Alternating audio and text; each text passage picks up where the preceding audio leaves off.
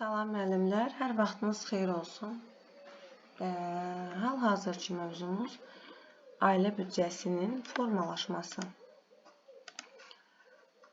Sahibkarlıq fəaliyyətinin rolu. Gəlin baxaq görək, ailə büdcəsi nə deməkdir müəllimlər?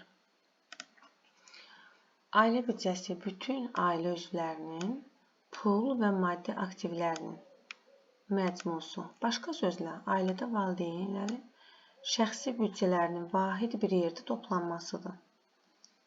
Belə, ailədə valideynlərin, atanın, ananın şəxsi büdcələrinin vahid bir yerə toplanmasıdır. Ailə büdcəsinin şəxsi büdcədən başlıca fərqi ondan ibarətdir ki, ailə büdcəsinin ailənin iki üzvünün gəlirlərindən formalaşaraq 4 əsas istiqamətdə xərclənir. Deməli, ananın gəlirləri yığılır bir yerə və 4 istiqamətdə xərclənir. Şəxsi büdcə isə bir nəfərin gəlirindən formalaşaraq bir istiqamətdə elə o adamın tələbatlarına xərclənir. Şəxsi büdcə, məsələn üçün bir şəxsdə özü qazanır, özünə xərcləyir. Xərc də özünədir, gəlir də özü üçündür, xərc də özü üçündür. Gəlin baxaq görək nə idi ailə büdcəsi? Ailə büdcəsi bütün ailə üzvlərinin pul və maddi aktivlərin məcmusu. Yəni, ailədə valideynlərin şəxsi büdcələrinin vahid bir yerə toplanmasıdır. Neynədir? Ailə büdcəsinin şəxsi büdcədən fərqi nə idi? Ailə büdcəsində ata-ana gəlirlərini bir yerə toplayırdı, 4 istiqamətdə xərcləyirdi. Amma şəxsi büdcə isə bir nəfərin gəliri idi, bir nəfərin xərci idi. Bəli, sxematik olaraq belə göstərmək olar. Atanın gəliri, ananın gəliri oldu ailə büdcəsi. Və 4 istiqamətdə xərclədik. Gəlin görək bu 4 istiqamət nədir? 4 istiqamət. Birinci istiqamət nədir? Atanın xərci. Ataya lazım olan geyimdir. Nə bilim, maşın varsa maşındır. Və ataya lazım olan xərclər. Sonra ailəyə sərf olunan xərclər. Ola bilsin ki, ana, ata, yoldaş deməyək, nənə, baba belə deyək də. İşıqdır, qazdır. Uşaqlara sərf olunan xərclər. Evdə neçə uşaq varsa, bəli, uşaqlara sərf olunan xərclər. Bir də ananın xərcləri. Deməli, neçə istiqamətdə xərclədik? Ataya xərclədik, kommunaldır, nə bilim, toydur, nişandır, nənədir, babadır, bax, ailəyə sərf olunan xərclər, uşaqlara sərf olunan xərclər, 3-cü istiqamət və 4-cü istiqamət ananın şəxsi xərcləri. Bu sxemdə ailə büdcəsini formalaşdıran mənbələr və büdcə vəsaitlərinin xərclənməsinə əsas istiqamətləri verilib. Yəni, əsas istiqamətləri gördük. Ata, ailə, uşaqlar, ana. Statistik göstəricilərə əsasən orta səviyyədə yaşayan ailədə ailə büdcəsinin formalaşması, xərclənməsi məhz belə baş verir. Xüsusi hallarda bu sxemdə göstərilənlərdən kənara çıxmalar ola bilər. Məsələn, ailə büdcəsinin gəlirləri ancaq bir nəfərə ailə üzvünün gəlirindən ibarət ola bilər.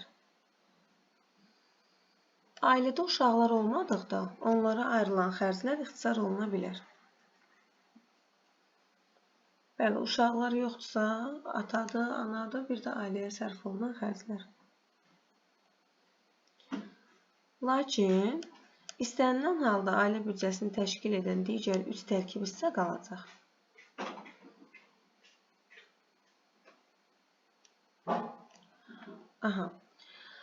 Gəlin baxaq müəllimlər, dedik ki, ailə büdcəsi də şəxsi büdcə kimi aktiv və passivlərdən ibarətdir. Gəlin görək passiv nədir, aktiv nədir?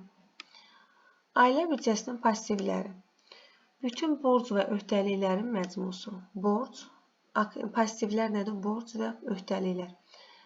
Şəxsi və ya borc nəticəsində, yəni kredit təşkilatlarından, başqa insanlardan alınan borc, borclar, əldə olunan vəsaitlərdir. Məsələn, passivlər nədir? Pula ehtiyacım var, kimdənsə 100 manat borc almışam. Bəli, bu passivlərdir.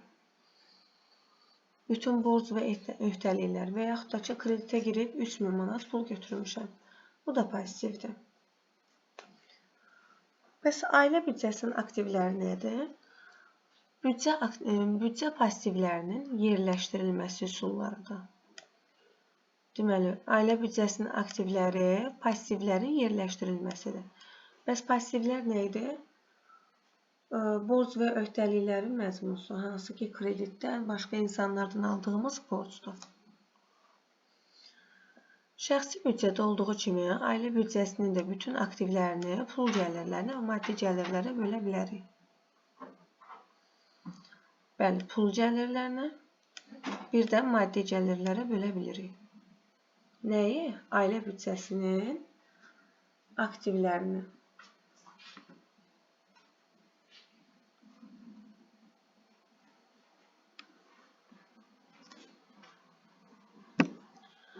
Gəlirlər hər bir insanın qeyri-məhdud tələbatlarının bilavasitə mənbəyi olduğu üçün vacib rol oynayır. Müəllimlər, gəlin cədvələ baxaq. Dedik ki, ailə büdcəsinin aktivləri bölündü pul gəlirlərinə, bir də maddi gəlirlərə. Pul gəlirlərinə nəyə aid eləyə bilərik? Hansı ki, qənaət edilmiş vəsaitlərdir, ehtiyat pullardır. Ehtiyat pullardır, qənaət edilmiş vəsaitlərdir, kapitallardır, şəxsi ehtiyaclara lazım olan pullardır. Bunları biz pul gəlirlərinə ayırt edə bilirik. Bəs maddi gəlirlər nədir? Ailənin əmlakını. Ailənin əmlakı hansı ki, maddi gəlirə aiddir. Bəli, dedik ki, ailə büdcəsi də şəxsi büdcə kimi aktiv və passivlərdən ibarətdir. Passivlərə nəyə aid elədik? Kredit təşkilatlarından və başqa insanlardan alınan borc. Bəs ailə büdcəsinin aktivlərinə nəyə aid elədik? Hansı ki, bu passivləri yerləşdirmə üsullarına aid etdik. Gəlin görək, əhalinin gəliri nədir? Əhalinin gəliri dedikdə, müəyyən vaxt ərzində ev təsərrüfatlarında istehsal olunmuş maddi nemətlərin və ya əldə edilmiş pul vəsaitlərinin cəmi başa düşülür.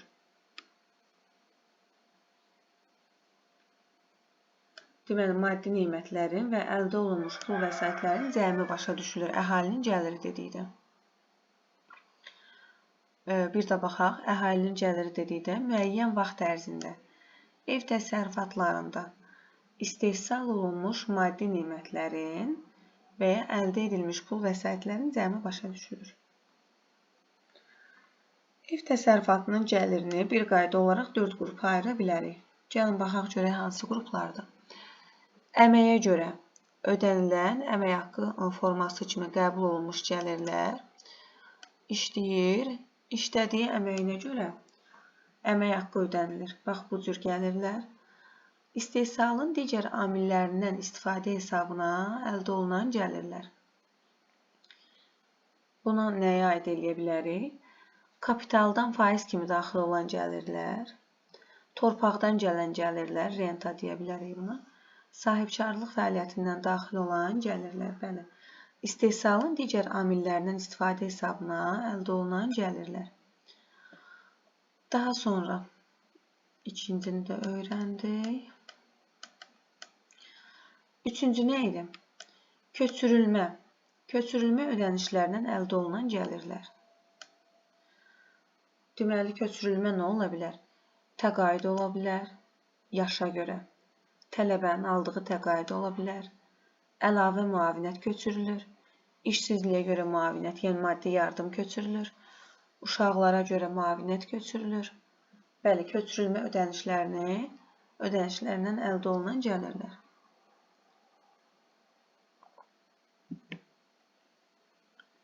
Dördüncü, iqtisadiyyatın qeyri-rəsmi sektorundan məşğulluqdan əldə olunan gəlirlər. Məşğulluqdan əldə olunan gəlirlər. Gəlin bir də baxaq. Əməyə görə əmək haqqı aldıq. İstehsala görə, nə bilim, indi torpaqdan gəlir gəldi, sahibkarlıqdan gəlir gəldi. Sonra köçürülmə ödənişlərindən gəlir aldıq. Ola bilsin ki, qocalmışıq yaşımıza görə, tələbəyik, təqaüdümüzə görə əlavə müavinət ola bilər. İşsizliyə görə müavinət ola bilər, uşaqlara görə müavinət ola bilər. Və sonda iqtisadiyyatın qeyri-rəsmi sektorunda məşğulluqdan əldə olunan gəlirlər.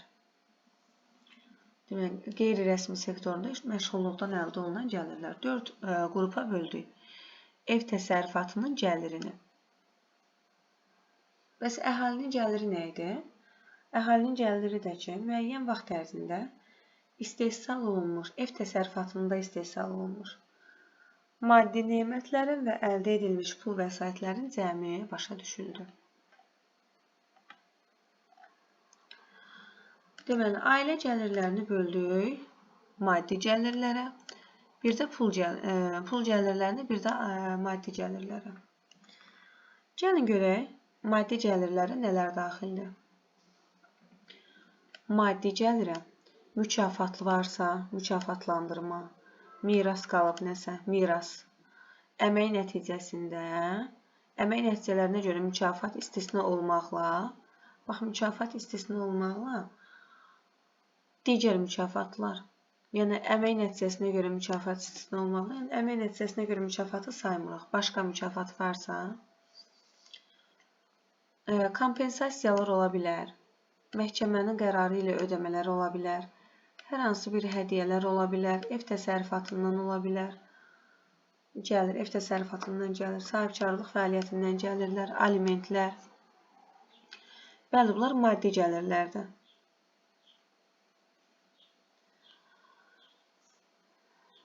Bir də baxaq, maddi gəlirlərə, aliment maddi gəlirə daxildir, mükafatlandırma, miras. Bax, işlədiyimiz əməyin nəticəsindəki mükafatı aid eləmirik. Yəni, digər mükafatlar, ad günümüzdür, nə bilim, hər hansı bir mükafatdır, pul mükafatıdır, biz bunu aid eləyə bilərik. Amma əmək nəticəsinə görə mükafatı aid eləyə bilmirik. Maddi gəlirə. Kompensasiyadır, məhkəmə qərarı ilə ödəmədir, hədiyyədir, ev təsərrüfatından gələn gəlirdir, sahibkarlıq fəaliyyətindən gələn gəlirdir. Bax, bunlar maddi gəlirlərə aiddir. Maddi gəlirlərə.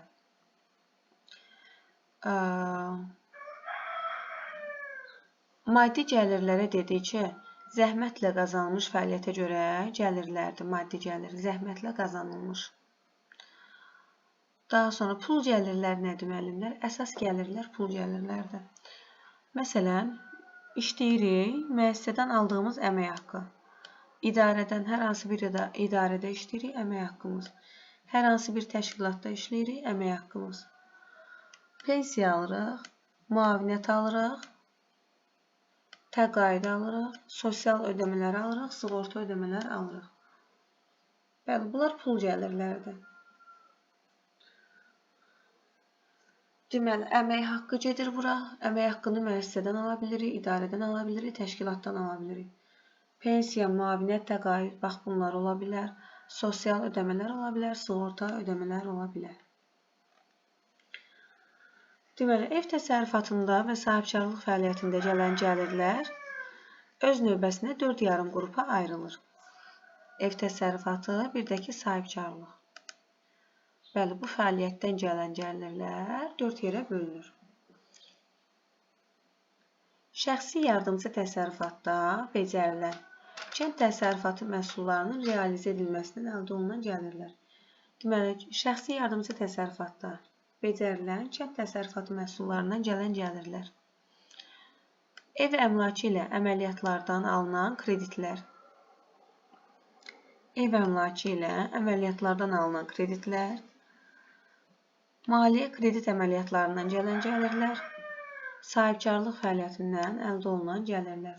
Deməli, təsərrüfatdan gəlir aldıq, ev əmlakından gəlir aldıq, kreditdən gəlir aldıq, maliyyə kredit əməliyyatından gəlir aldıq, sahibkarlıq fəaliyyətindən gəlir aldıq.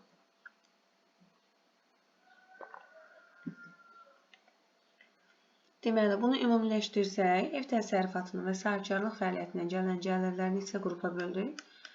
4 qrupa böldük. Kənd təsərrüfatı məhsullarından gələn gəlirlər dedik. Ev əmlakından kreditlər, maliyyə kredit əmlakından, əməliyyatından, bir də sahibkarlıq fəaliyyətindən. Gəlin görək sahibkarlıq nədir müəllimlər? Sahibkarlıq fəaliyyəti göstərilən xidmət, istehsaldan və ya əmtəə mal satışından müntəzəm olaraq gəlirlərin əldə olunmasına istiqamətlənmiş iqtisadi fəaliyyətdir. Deməli, hər hansı bir xidməti göstəririk, hər hansı bir istehsalımız var və yaxud da ki, mal satışından istifadə edirik. Bax, bunlar hansı ki, müntəzəm olaraq bu işlə məşğuluq və müntəzəm olaraq işlədiyimiz hansı ki, xidmətdir, istehsaldır, əmtəə mal satışıdır, bundan gələn gəlirlər oldu bizim sahibkarlıq fəaliyyətimiz, sahibkarlığımız. Bu məqsədlə əmlakdan, maddi olmayan aktivlərdən, sahibkarın özünün və kənardan cəlb olunanların əməyindən istifadə olunur. Deməli, əmlak dedik, maddi olmayan aktivləri dedik, sahibkarın özünün və kənardan cəlb olunanların həm özü, həm də kənardan cəlb olunan, yəni iş qüvvəsi, işçi qüvvəsi əməyindən istifadə olunur. Xərclənən vəsaitlərin özünü doğrulacağına, istehsal olunanların satılaraq gəlir gətirəcəyinə heç bir zəmanət yoxdur. Ola bilsin ki, yəni bizim sahibkarlığımız batmış da ola bilər. Bu zaman bütün əmlakın və onun müəyyən bir hissəsinin itirilmə təhlükəsi var. Bəli, hər hansı bir satışla məşğuluq. Çoxlu sayda işçi qüvvələrimiz var. Yəni, bu mütləq deyil ki, gəlir gətirəcək. Onun itirilmə təhlükəsi də var.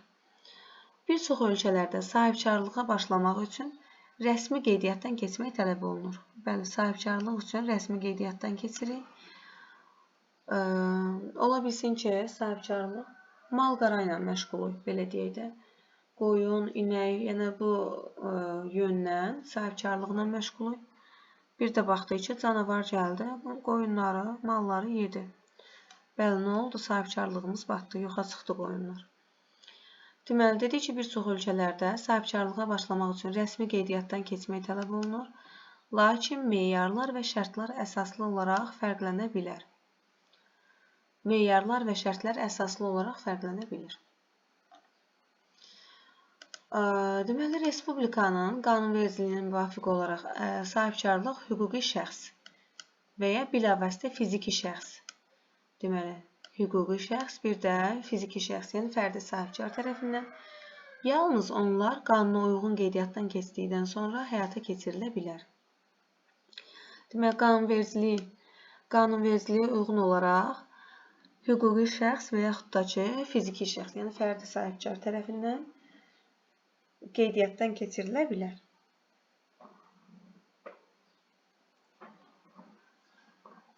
Sahibkarlıq bazar iqtisadiyyatının vacib hissəsidir. Bəzən sahibkarlıq və biznes, bax, sahibkarlıq və biznes, bunlar sinonim sözlərdir bir-birinə. Biznes sözlərindən istifadə olunur. Gəlin görək, biznes nədir? Gəlir, biznes gəlir və ya başqa şəxsi mənfəət əldə etməyə istiqamətlənmiş peşə fəaliyyətidir. İngilis dilində nə deməkdir? Business, business, iş, müəssisə deməkdir. Deməli, sahibkarlıq dedik, bazar iqtisadiyyatının vacib hissəsidir. Bizneslə sahibkarlıq sözləri bir-birinə sinonimdir. Biznes sözün mənası nə idi? Gəlir deməkdir. Başqa şəxsi mənfəət əldə etməyə istiqamətlənmiş peşə fəaliyyətidir. Bizneslə məşğuldur, sahibkarlıqla məşğuldur. Sahibkarlıq fəaliyyətinin effektivliyi nəinki gəlirlərin miqdarı ilə, həm də müəssisənin qiymətinin dəyişməsi ilə dəyərləndirilə bilər. gəlirlərin miqdarı ilə, həm də müəssisənin qiymətinin dəyişməsi ilə dəyərləndirilə bilər. Yəni, müəssisənin bazar qiymətinin dəyişməsi ilə dəyərləndirilə bilər. Risk şəraitində fəaliyyət göstərən insan. Bəli, bu kimdir? Bu sahibkardır. Sahibkar risk etməyə bacarmalıdır. Risk şəraitində fəaliyyət göstərən insan mənasını verən sahibkar termini 18-ci əsrdə tətbiq edilmişdir. Bəli, sahibkar termini 18-ci əsrdə tətbiq edilib.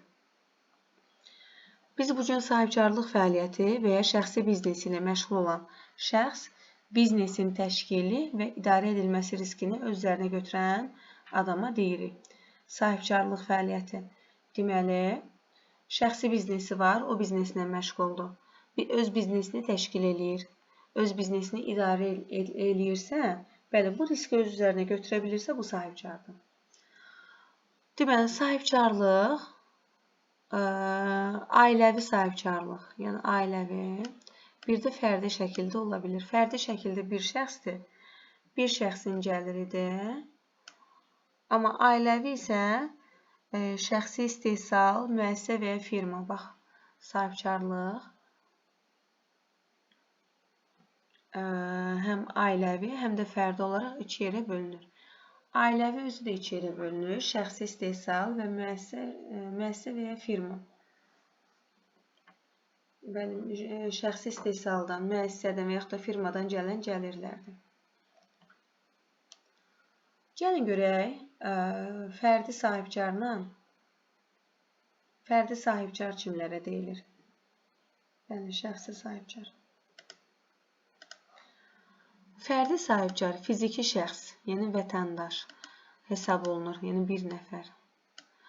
Və o işi şəxsən özü öz hesabına və yaxud da şəxsi riski hesabına görür. Təsərrüfat qərarlarını müstəqil çıxarır. Yəni, təkdir. İşləyəndə də təkdir, qazananda da təkdir. Fərdi sahibkar fəaliyyətinin nəticələrinə şəxsən tam məsuliyyət daşıyır. Bu o deməkdir ki, borc yarandığı halda sahibkar onu öz əmlakı ilə ödəyir.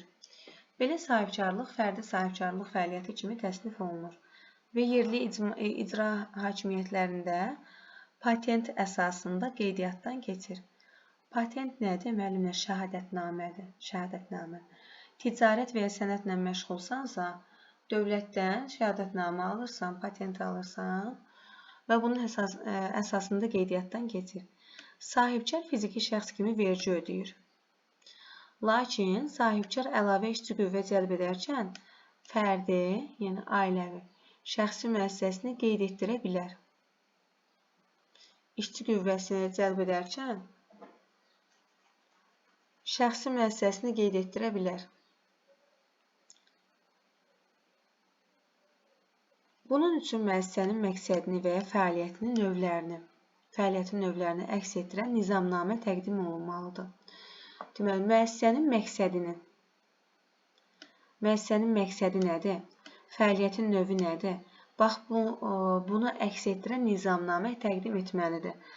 Bundan ötürü müəssisələr üçün vergi ödəmə sistemi mövcuddur. Müəyyən açılır, vergi başlayır ödəməyə və əmlak məsuliyyəti yalnız verilmiş müəssisənin kapitalına aid olur. Fərdi sahibkar nədir, müəllimlər? Fərdi sahibkar, sahibkarlıq fəaliyyətində şəxsi əmlakından və müqavilə üzrə digər şəxsi əmlakından istifadə edilə bilər. O, borca pul götürə bilər, banklardan, digər təşkilatlardan, şəxsi adamlardan kredit ala bilər. Fərdi sahibkar vergiləri ödədikdən sonra qalan gəlirini müstəqil olaraq paylaşa bilər. Bəli, əvvəldə dediyimiz kimi təkdir, fərdi sahibkar təkdir. Gəliri də özü müəyyən eləyir, xərci də özü müəyyən eləyir. Bankdan pul götürdüsə, yəni fərdi şəkildə tək özü ödəyəcək. Yəni, hər şeyi, bütün riski öz üzərinə götürmüş olur, fərdi sahibkar. Bəs ailəvi sahibkarlıq nə deməkdir? Gəlin, baxaq müəllimlər. Şəxsi istehsal formasında inkişaf etməklə yanaşı, əmtəə mal istehsal edən xidmət göstərən müəssisə rolunda çıxış edə bilər. Şəxsi istehsal formasında inkişaf eləyir, əmtəə mal istehsal edən və ya xidmət göstərən müəssisə rolunda çıxış edə bilər. Ailəvi sahibkarlıq, baxın, burada bircə sahibkarlıq formalarından biri olub, müxtəlif məqsədlərdə fəaliyyət göstərə bilir. Ailəvi sənaye ticarət firmaları, yəni ailənin bütün üzvləri burada iştirak edə bilir. Fərdi əmək fəaliyyəti, ailəvi yardımcı təsərrüfat. Bəli, bax, bu formada fəaliyyət göstərə bilər. Ailəvi sahibkarlığın əsas əlamətləri hansılardır? Gəlin baxaq.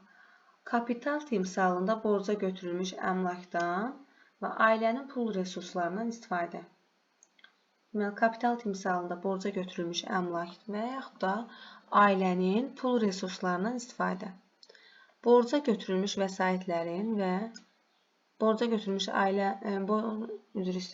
götürülmüş vəsaitlərin ailənin əmlakı kimi girovluğa cəlb olunması. Evi qoyur girova, maşını qoyur girova. Ailə üzvlərinin kənd təsərrüfatı əməyindən istifadə. İşçi cəlb olunması hüququ olmadan. Hansı ki, bu fərdi sahibkarın qeydiyyatı zamanı təsdiq olunur. Kənd təsərrüfatı əməyindən istifadə, hansı ki, dedik, fərdi sahibkarın qeydiyyatı zamanı təsdiq olunur.